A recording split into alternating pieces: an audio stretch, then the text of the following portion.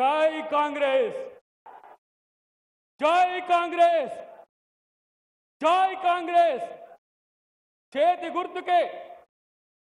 గుర్తుకే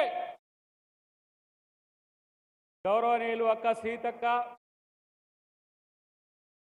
ప్రొఫెసర్ కోదండరామ్ గారు, శ్రీహరి గారు, శ్రవణ్ కుమార్ రెడ్డి గారు, మల్లేష్ గారు, చాలా మంది పెద్దలు వేదిక మీద ఉన్నారు.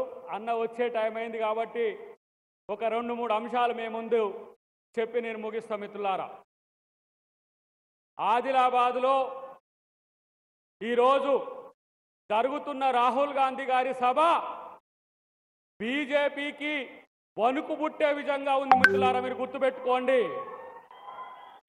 ఒక ముళ్ళ పంది ఇప్పుడు ఇక్కడికి వస్తున్నాడు అమిత్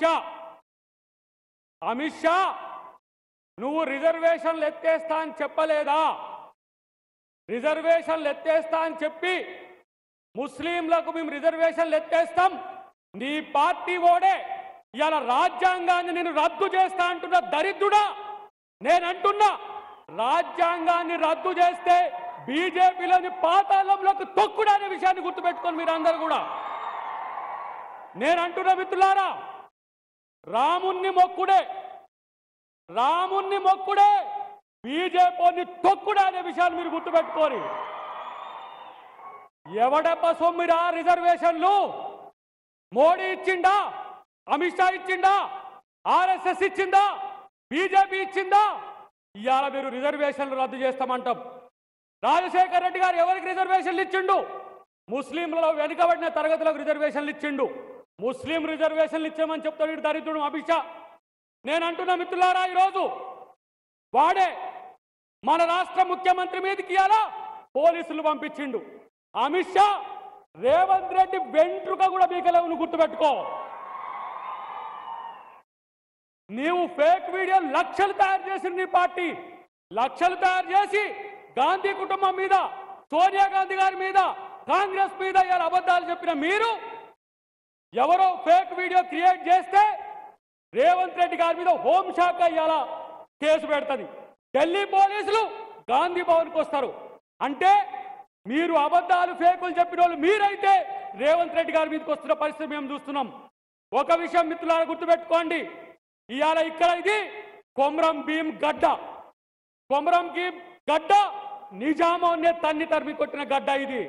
ఇవాళ బీజేపీని తరిమి కొట్టిన గ్లేమో మనం ఆలోచించండి. నేను అంటున్నా, ఇవాళ మేము హిందువులం అంటున్నారు. ఏం రాముడు మీకు చిన్నయ్యా? సీత మీకేమైనా చిన్నమ్మారా? లేకపోతే రాముడి వంశంలో ఏమైనా పుట్టినరా మీరు? వీనికి హిందూ అంటే తెలియదు, హిందూ మతం ఎప్పుడు పుట్టిందో తెలియదు, రాముడు ఏం చేసిందో తెలియదు. ఇవాళ నేను అంటున్నా, మోడీ సీత కొరకు రాముడు ఎంత విలవిలలాడిండో మేము చూసినాం.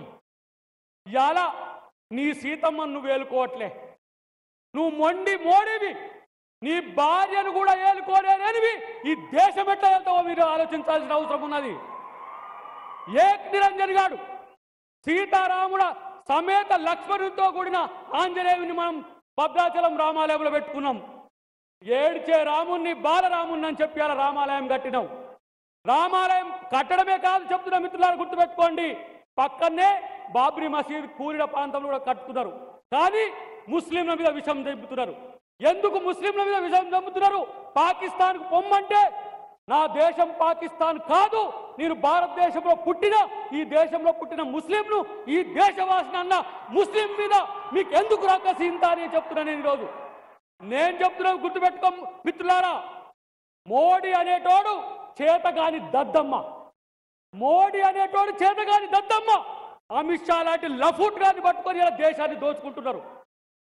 ప్రధాని, అంబానీ, అదానీ ఈ ముగ్గురు దేశాన్ని దోచుకుంటున్నారు.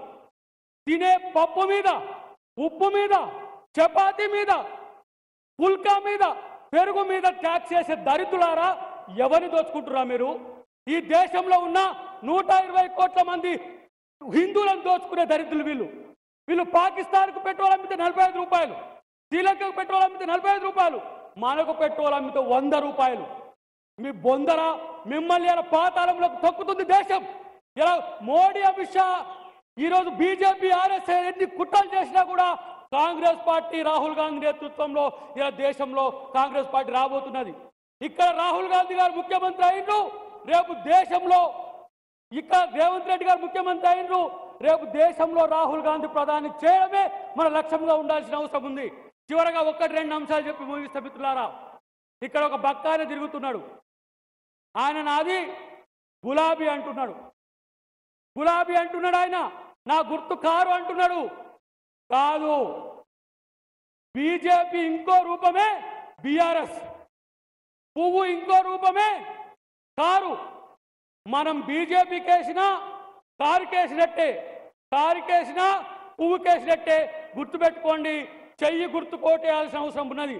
దేశంలో ఈరోజు దొంగలు పడి దోచుకున్నట్టుగా బీజేపీ ప్రభుత్వం చేస్తున్న ప్రయత్నాన్ని మీలాంటి వాళ్ళందరూ కూడా ఆలోచించాల్సిన అవసరం ఉంది. అక్క ఆత్రం సుగుణక్కకి చేయాలి, మనం గెలిపించాల్సిన అవసరం ఉంది. ఈరోజు మీరందరూ కూడా ఒక కంకణ బద్దులై కాంగ్రెస్ పార్టీకి పనిచేయాలని చెప్పి విజ్ఞప్తి చేస్తూ జై కాంగ్రెస్.